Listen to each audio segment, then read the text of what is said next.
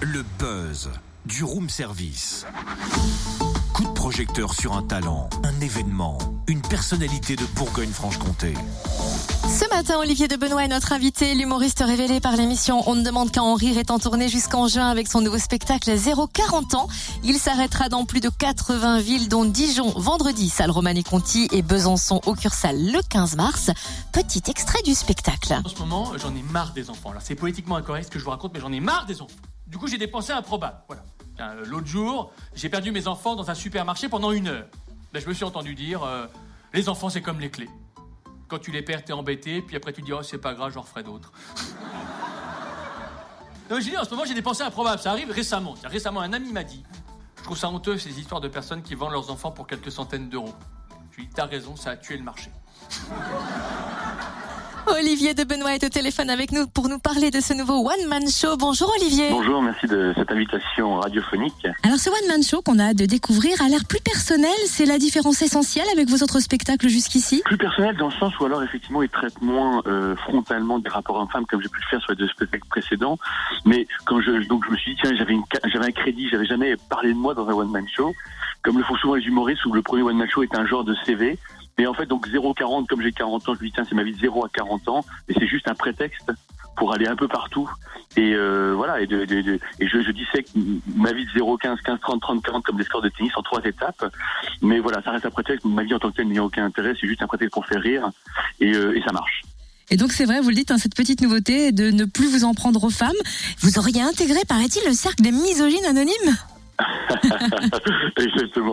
J'ai intégré ça de misogyne anonyme pour me soigner. Et il se trouve que voilà, et donc je raconte ma quête de guérison, les menaces de ma femme, et c'est vrai que ça c'est très drôle parce que voilà, et du coup d'ailleurs pour m'excuser, comme je suis guéri, j'ai même créé le musée de la femme et que je présente sur scène, qui est un musée qui n'existe nulle part ailleurs au monde.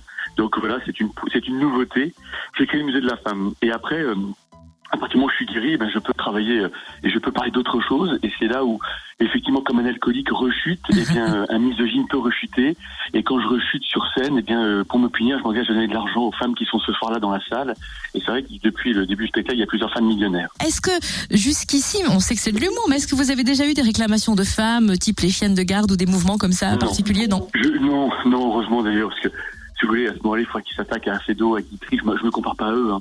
Mais je veux dire, il faudrait qu'ils s'attaquent à tous ceux qui font des blagues sur les rapports hommes-femmes, et ce serait un peu long. Non, j'aurais adoré avoir une femelle, par exemple, c'est mon rêve, j'aurais adoré qu'une femelle vienne sur scène nue et se jette dans mes bras, ça aurait été une nouveauté. Mais j'ai pas eu cette chance. L'appel est lancé à Dijon, Besançon, les filles. Si vous connaissez des femmes, envoyez-les sur scène. En tout cas, je sais qu'il y a un gros spot de femmes à Besançon, c'est assez connu. Remarquez, en tant qu'ancien avocat, vous savez gérer les plaintes, j'imagine. Exactement, bravo, écoutez, 4 transitions. C'est vrai qu'effectivement, et d'ailleurs dans le spectacle, c'est un moment très drôle du spectacle, une plaidoirie, la seule que j'ai faite dans ma vie, où, sans vouloir tout dévoiler, je plaide dans le cas d'un divorce, je défends un homme en accusant fermement la femme et en étant extrêmement violent, et à la fin, en fait, je me perçois que c'était moi qui défendais la femme. Donc ça provoque des rires du public. C'est un sketch sur voilà. Je me suis vengé comme j'ai pas été très loin dans ma carrière juridique en faisant cette plaidoirie. Ça me permet de le faire sur scène. Et puis voilà. Puis après, ce qui est super dans ce spectacle, c'est qu'il y a une multiplicité de formes d'humour. Et c'est pour ça que ça marche autant. J'en parle avec autant de plaisir parce que je suis tous les jours en tournée, donc j'attends hier soir sur scène.